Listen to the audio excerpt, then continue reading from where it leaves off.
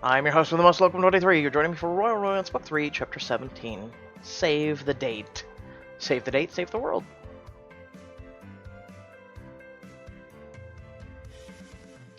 As soon as your plane touches down in Cordonia after your Las Vegas bachelorette party, Madeline ushers you, Liam, and your friends to the Royal Palace. Gladys waits you in the foyer. Welcome back, Your Grace, Your Majesty. It's delightful to see you again. Thank you, Gladys. But why are you at the palace? Is everything okay at the estate? I've been helping Countess Madeline with the wedding arrangements. Don't worry, I left the estate in very capable hands. Now that you're here, we'd best get to work right away. There's still so much to prepare for before tomorrow.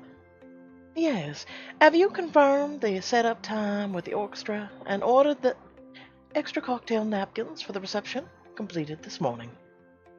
Finally, someone around here has risen to my level. Do you need any help? Leave the details to me and Gladys. I have enough on my plate making sure you're not marrying Liam in a bow like sap in a back alley of a pizza restaurant without your help. What you should be considering yourself with is the bigger picture. What's that supposed to mean? The public would like a glimpse into the wedding planning process, so I've arranged a press opportunity this afternoon. What kind of press opportunity? A photo op at a bridal bouquet in the city. Or boutique, excuse me. I'm booked it for the afternoon so the press can observe Riley's plannings. But first, we need to make sure you're dressed appropriately. No. I'm just gonna say no. Can we skip? Then our first stop must be the boutique. How very astute. You turn towards the hallway that leads to the boutique, but your path is blocked by a few palace workers carrying a massive oak table. Hold on. I'm losing my grip. Uh-huh. My ass, you actually work in lifting heavy shit. Then hurry up and adjust. We don't have all day. As the man hefts the table onto his arm, it begins tipping towards the floor. Ah! Watch, catch the table, shout for help. Catch the table. You immediately spring in action, gripping the edge of the table to stabilize it. The man grins at you with relief. Thank you, Your Grace. Oh, wow. Not just as noble, but a couple of palace servants. Riley is not just any noble. You keep hold of the table until the man has a good handle on it. As he passes, the man looks at you apologetically. Terribly sorry for the trouble, Your Grace.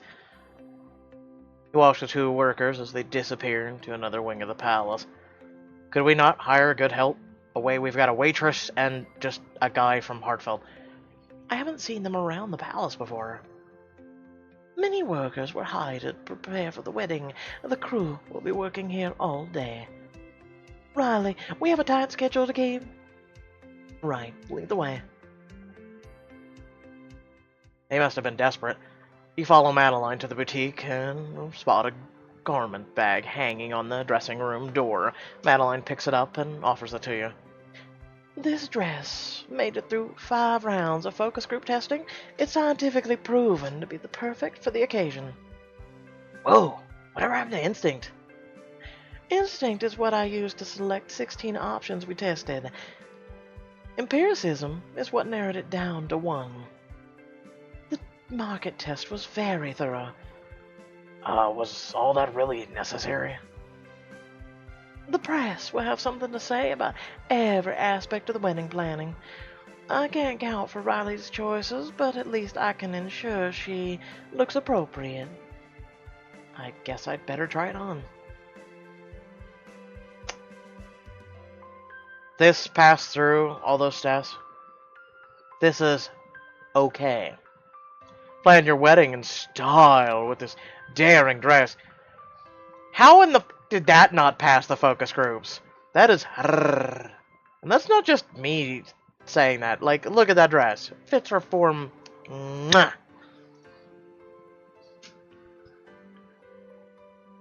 The little black dress is more tried and tested than any other garment. I think it'll do just fine. The press will love you no matter what you're wearing, because you're you. If you insist on wasting hours of my exceedingly valuable time, that's your business. Now that your dress is taken care of, we have an appointment to get to. A short ride later, your limo drops everyone off at the upscale bridal boutique in the city, and DeLuca awaits you inside, along with more of your friends. Riley! Ah, the woman of the hour has arrived. You smile at Bertrand and see he holds Barty in his lap. Hello. Duchess Riley, welcome, welcome. Thank you, Anna. No, thank you for giving Cordonians everywhere a peek into the process of planning a royal wedding. She holds up her camera and snaps a picture of the scene. What, we don't get to see the picture? Of course, and with quite an audience. Isn't it wonderful how many people wanted to come support Riley today? I feel so honored to be included in all this. Oh! Hey! Yes, it's quite an honor to watch Riley pick out china patterns. I've never felt so important in my life. I'm not gonna lie. Yeah, I wouldn't want to be part of this either. Well, shall we get to planning? You and Liam take a seat near Madeline, who opens an enormous pink binder. Let's begin with the bridal party. Who will have the distinction of standing next to you as maid of honor? Oh. I mean, we could have more than one, which is becoming more of a trend lately. Hell, there's some people even make guys maids of honor because they're, you know.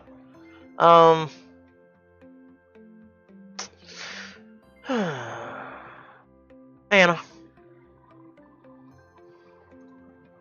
Can I make Maxwell one as well? Just cause I want to see his reaction. Oh my gosh, yes!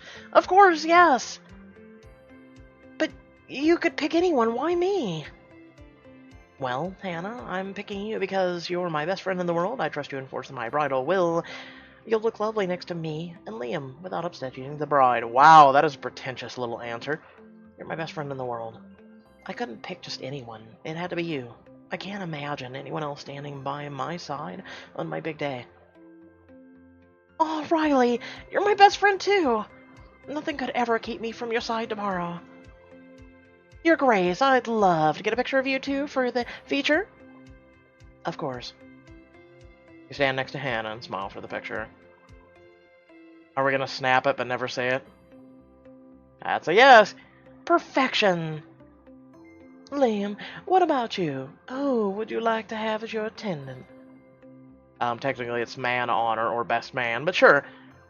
Drake, you're my best friend. I owe you so much. I wouldn't be the man I am today without your friendship. Will you be my best man? Me? Don't you want one of those fancy noble friends to do it? I'll look out of place up there with all the pomp and circumstance of royal wedding. I don't want to embarrass you or Cordonia. Drake, I would never be embarrassed by anything you do, and fancy or not, you're the noblest man I've ever known. If you're sure. I insist. May I get a picture for the feature? Oh, incoming blindness again. Absolutely. If that's settled, let's move on. Now, about your ring bearer. Traditionally, ring bearers are children. Maxwell.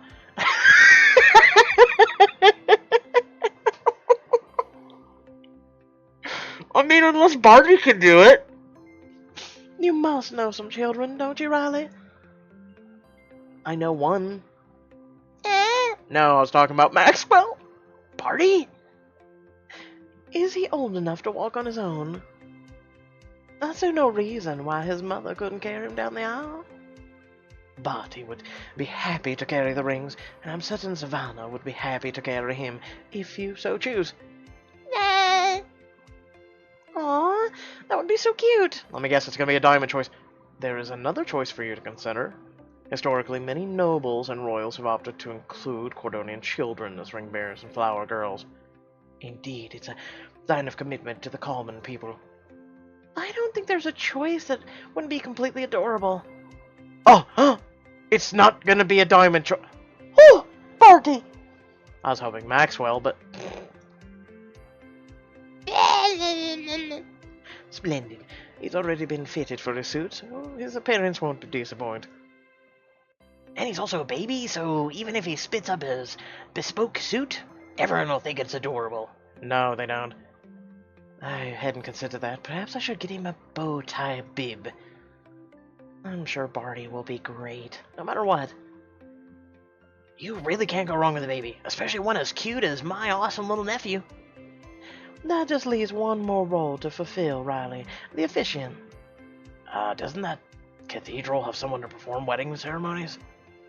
The ceremony would take place in the Bosina Cathedral, Cordonian tradition, but the customary officiant would have been... my father. Oh, Liam. In his absence, any member of the royal family would be a suitable alternative, other than myself, of course. Meaning Queen Mother Regina or your brother? Precisely. Ooh! Ooh!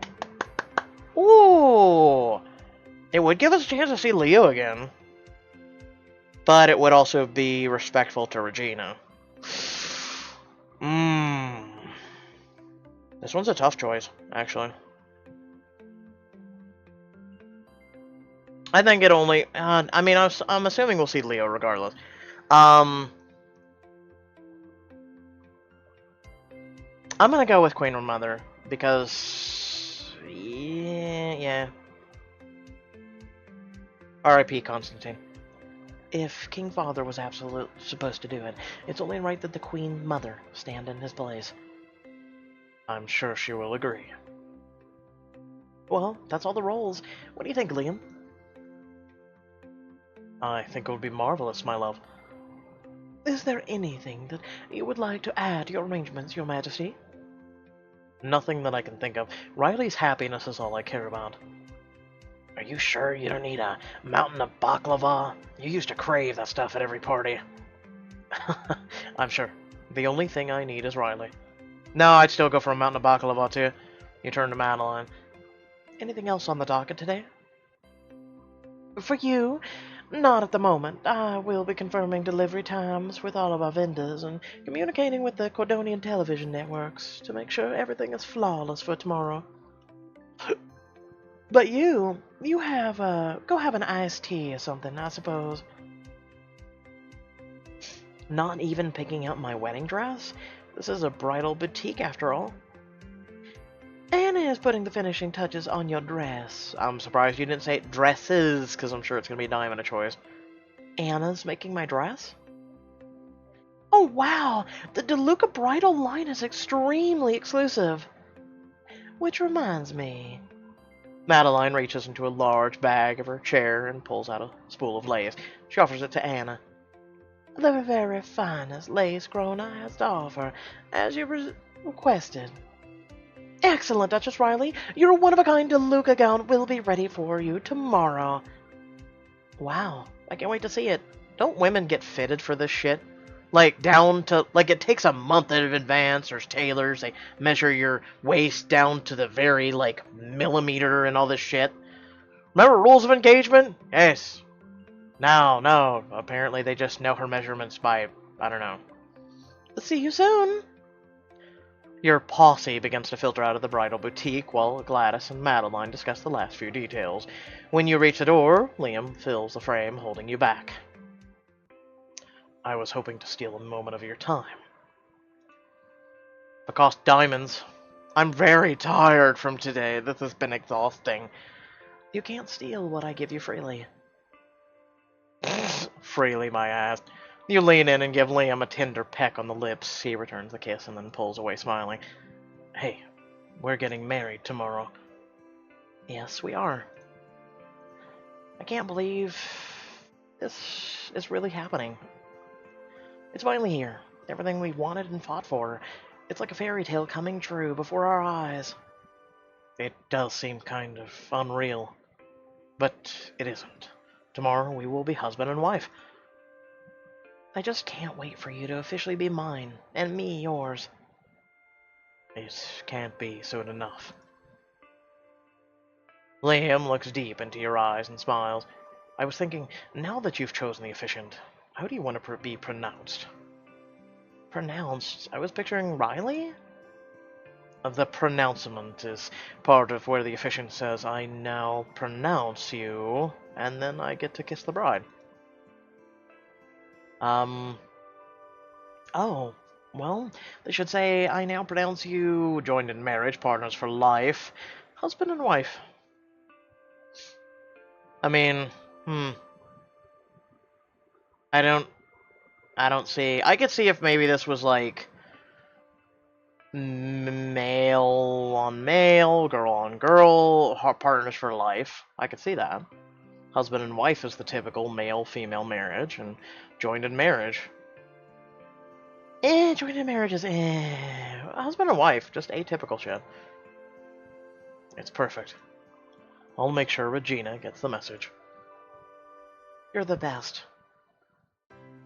You know, we've done so much planning today, but we still haven't picked one of the most important things, our wedding cake. If everyone in Cordonia is going to be admiring it, I want it to be as spectacular as you desire.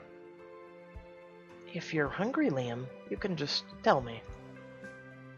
It's not quite about the cake, not entirely. It's also a chance to give the woman I love the perfect wedding, and to spend some time alone with her. If you'd like to pick out a cake, just say the word and I'll arrange it with a royal baker. All for the low cost of 30 diamonds or less. Ah, look at that, 16. Call it a day. That sounds nice, but I think I've done enough wedding planning for one day. I'm not too picky about the cake, as long as I get to marry you. Good point. We can leave the cake to the professional. That and you can have the professional make you any cake anytime, any day of the week, so You feel your phone buzz and pull it out of your pocket. Plus you get to eat the cake all by yourself, if you want. Maxwell, hast thou forsaken us, your true and loyal companions? Cat emoji cry. I think Maxwell's trying to say that we're about to head out for some shopping. Feel free to join. Or leave us with Pouty Maxwell. Whichever. Okay, we're coming. See? Better than cake with Liam. You find your friends at the center of a large shopping district where the streets are lined with interesting local stores and outdoor stands. Riley, I'm surprised you have time for shopping with the wedding tomorrow. Madeline and Gladys seem to have it pretty well under control, actually. I don't think Madeline is capable of letting things get out of control. Ah! You turn to Liam, Drake, Hannah, and Maxwell. I like how we just keep ignoring Kiara and Penelope this whole entire time. You realize that getting them to be on your side for the wedding is completely and utterly irrelevant because we keep overlooking them and don't even say hi. I'm just saying. That is very poor writing. Are we all going to get ready? Actually, Riley, now that Liam is here, the four of us have to sneak off. We have a little surprise to prepare for you. You just literally called us to join... What is it? I think you're having some trouble with the whole surprise concept. Besides, you'll find out soon enough. Then why fucking text me? Oh my god. The four of them wave their goodbyes and take off down the street. Oh no, did I miss everyone? You turn to find Savannah approaching. Not everyone. Oh good, with Bertrand looking after Barty, I got a little carried away cleaning the apartment. But I didn't want to miss out on all the shopping fun. Well, Savannah Walker in the flesh, Olivia. Hello, Olivia. I've heard you returned to court, but I thought it had to be your rumor, since I hadn't seen you around. I haven't run into at all any of the boys. To be honest, I've been avoiding all of you. Avoiding us why? Oh, you know, the whole having a child out of wedlock thing. I thought it might it would be a scandal. Ah, Pa, if anyone gives you so much as a sideways glance, tell me immediately. What are you gonna do? Look at Olivia and she's gonna smack the shit out of you. Sit down. Really? We're your friends, and this place is your home. Yeah, we've missed you. Wow, thank you both. I feel like that was the only part of the writers going, okay, if both of them are there and they're irrelevant, I guess we could have Savannah talk to them. Okay. Alright, sounds great. You feel your phone buzz in your pocket and pull it out.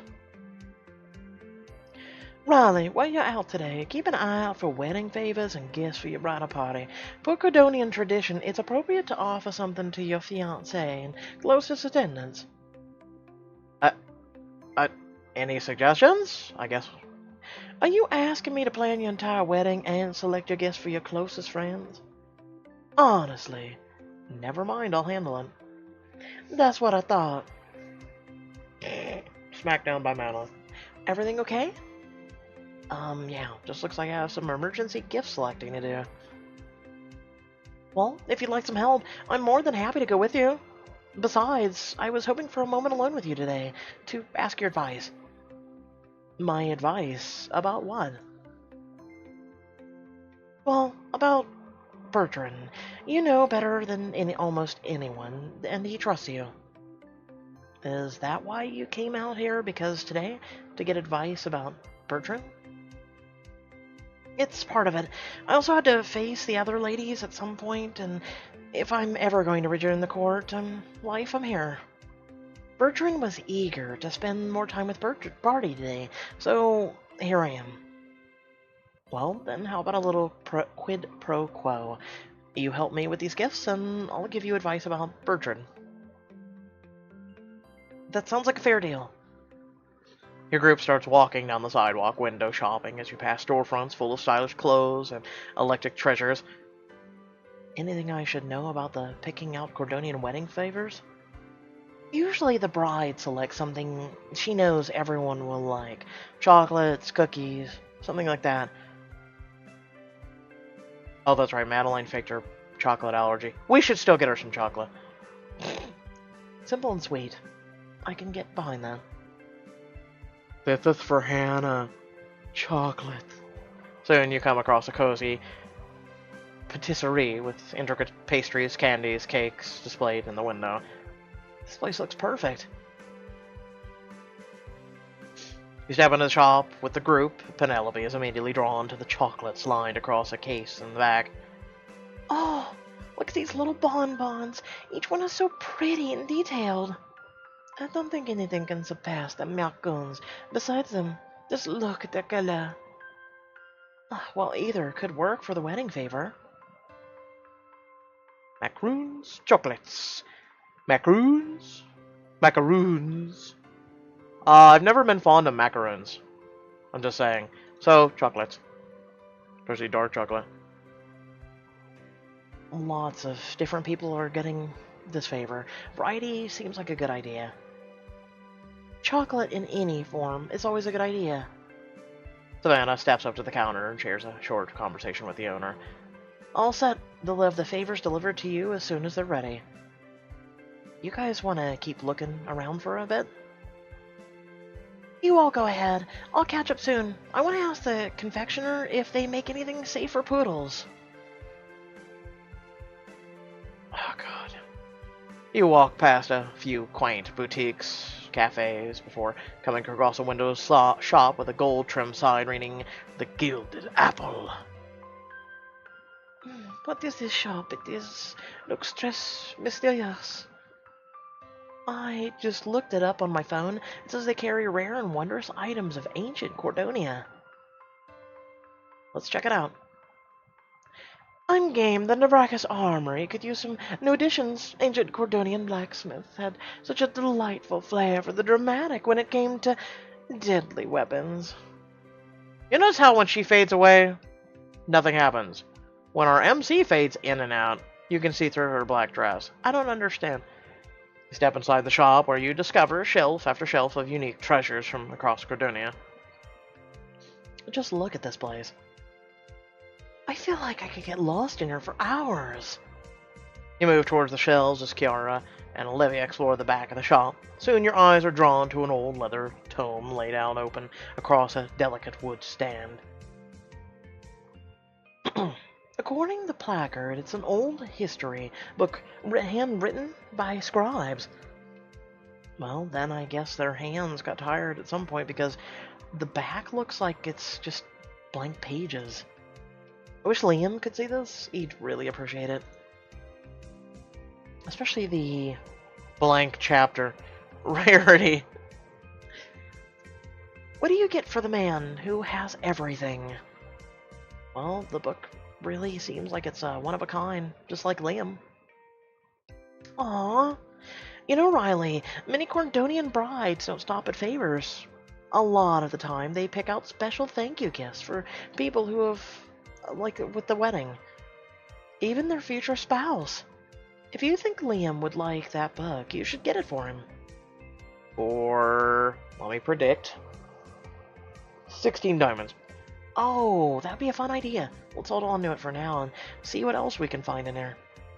As you move past the books, you catch up with Olivia, who's standing next to a towering collection of statues depicting fierce warriors from famous Cordonian houses. It can't be. What is it, Olivia? I walked over to the statue assuming it must be Navrakis, but... Savannah leans down over the plaque. It says the statue is of Maxwell Beaumont? Really?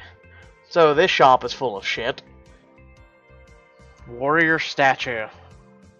Must be an ancestor with the same first name. This guy is Maxwell's namesake? But he looks so deadly and capable. How could this turn into Bertrand and Maxwell? Well, hey, watch it. Maxwell and Bertrand can be fierce, you know, in their own way. Oh, Maxwell would get such a kick out of this.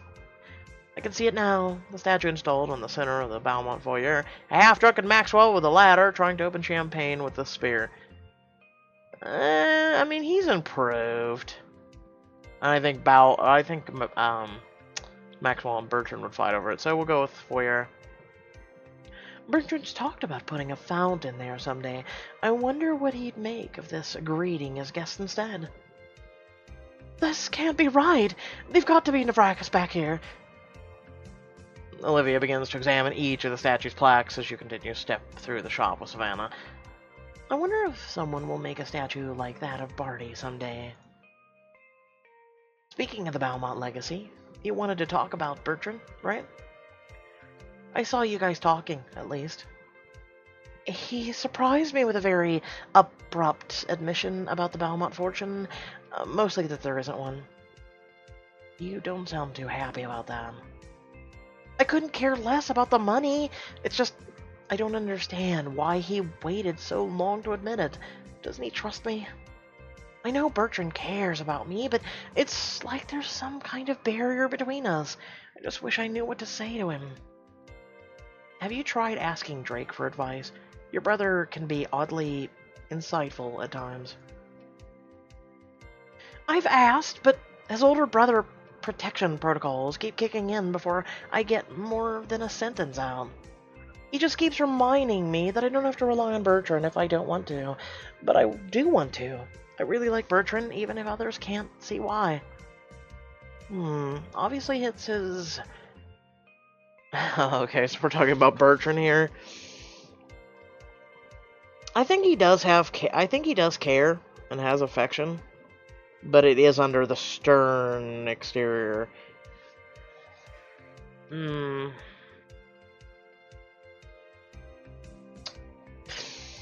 gonna go with care and affection. He has it in him.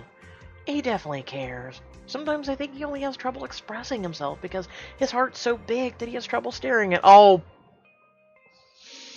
I must not. Just keep going. I'm not in the mood today. You should see him with Barty, especially when he doesn't know you're looking. So, you and Bertrand. I'm guessing there's quite a story there. I know. How did a glamorous noble never see anything in someone like me? Not quite what I meant, but back up to Bertrand being glamorous. He was the Duke of Ramsford, the head of House Belmont. The royal family knew him by name. Paparazzi followed his parties. He went everywhere in a limo. He always knew the right thing to say. He's the smartest man I've ever met. Drake and I were always outcasts at court. Drake tried to pretend that it didn't bother him, but I couldn't help it. I wanted so desperately to fit in, be like all of the nobles. Bertrand was the only one who ever made me feel like I belonged here, and he was quick to give a tongue lashing to anyone who suggested otherwise. But now, I don't know where to stand with him. I love him, Riley, but I don't know what to do about it. Oh, Jesus Christ. Is it this fucking hard? You just confess your feelings. Hi, Bertrand, I love you. Oh, well, I didn't know. I mean, I did, but I didn't. Oh, I love you too. Mwah. Okay. And it's done. This would have been over 2 books ago? If I were you, I'd sneak my stuff into his place while he slept until I'm basically living there. Oh my god. Be upfront about it. Trust me, with Bertrand, you're going to have to do all the talking.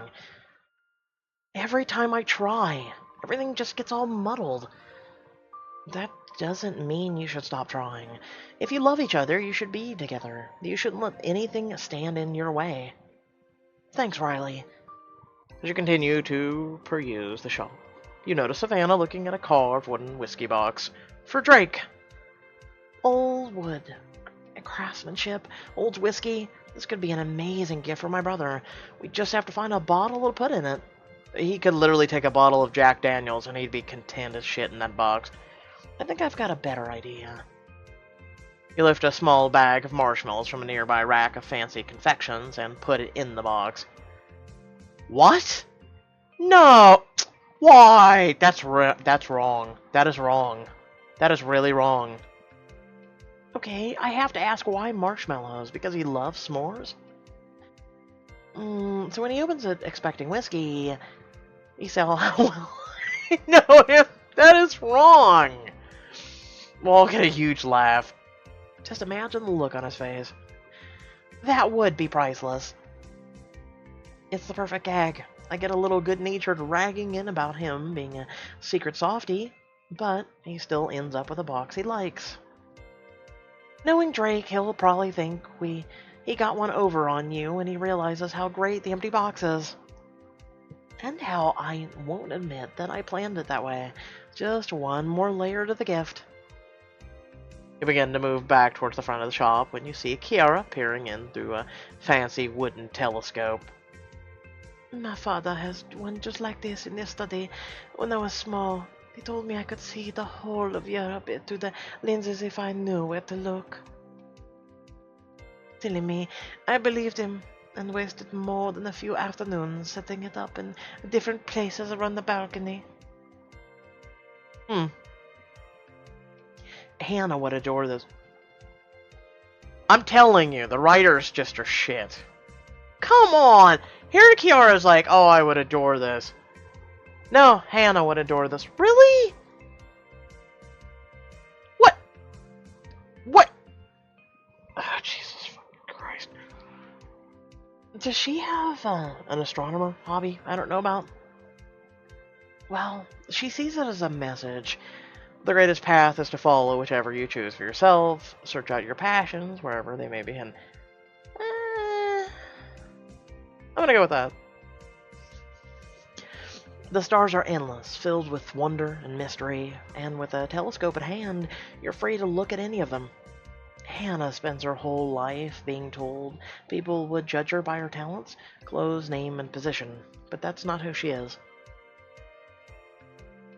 She's discovering that she can walk any path she desires to, and that people will love her no matter what she chooses. Please remind me at the end of this to go to Choices on their Facebook and Twitter and ream them a new one about how we spent so much effort getting the right answers for Kiara and Penelope, and then they're just expendable. Please remind me to do that. Wow, Hannah's really lucky to have a friend like you.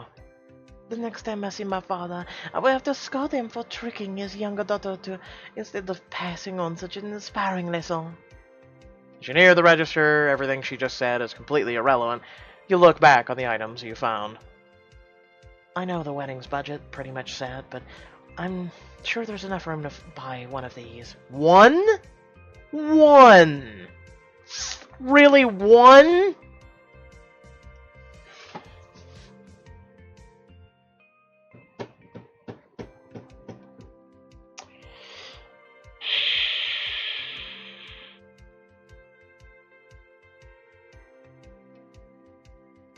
Well, since we're getting married to the man, we might as well get the book.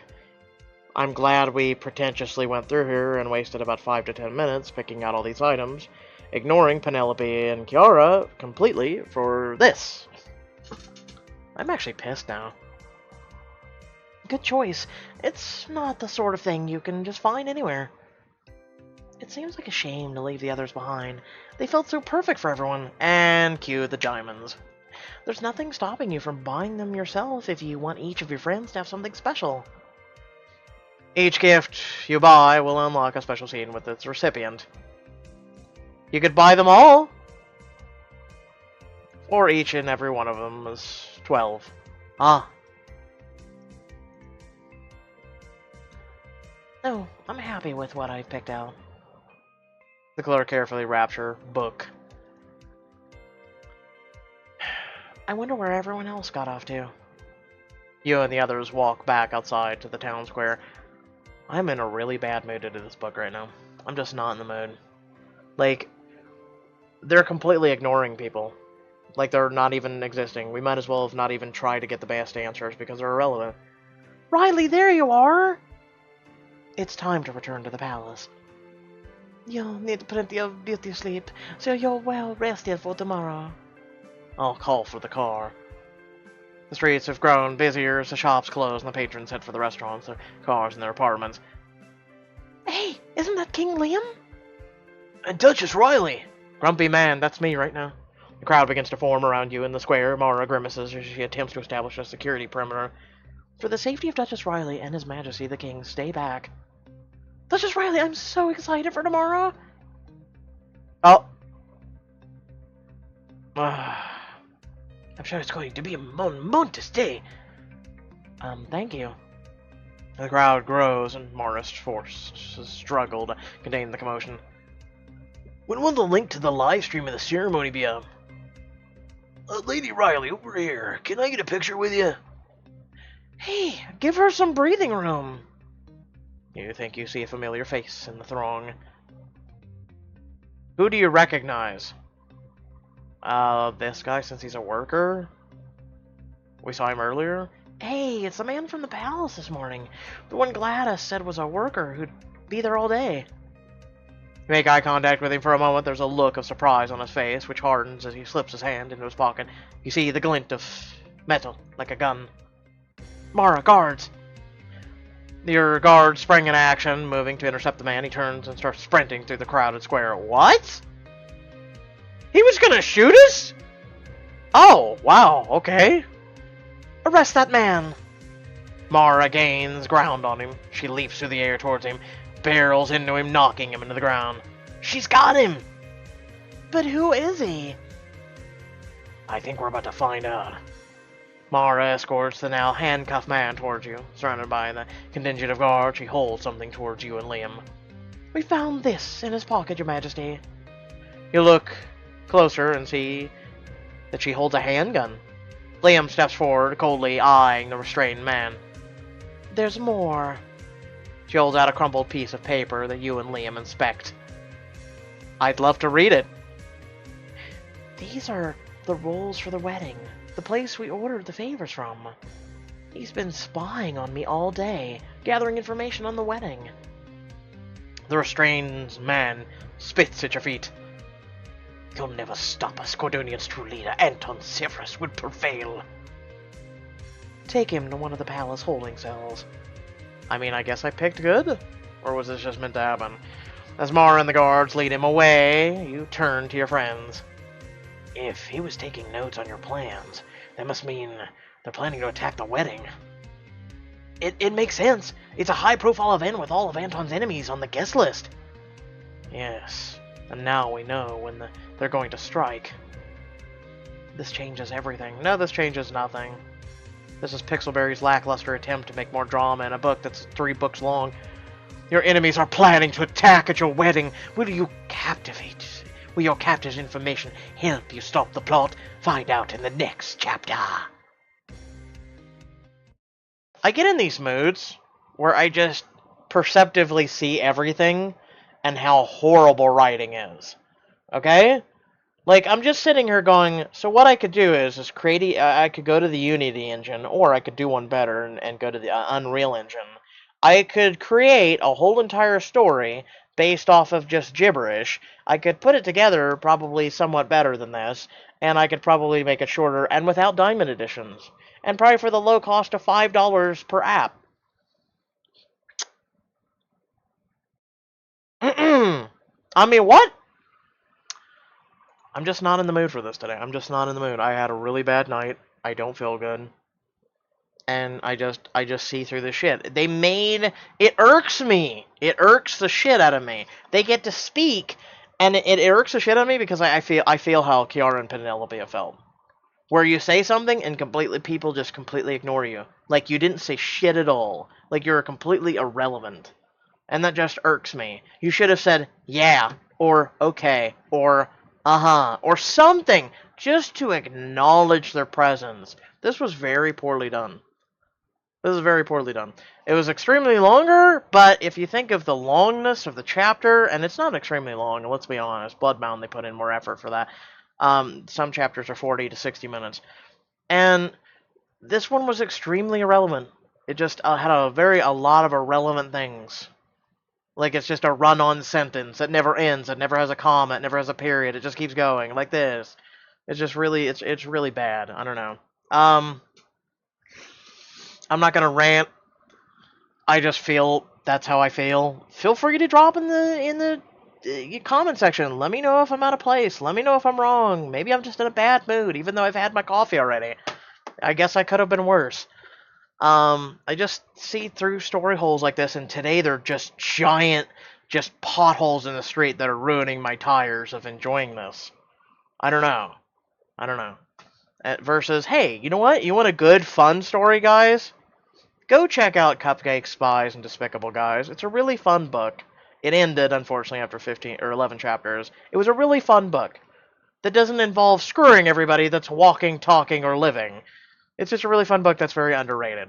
So, without further ado, remember to like, share, and subscribe. Head to the description below, links to social media, Discord, and if you'd like to support me and my content, and I'll catch you all later. Peace.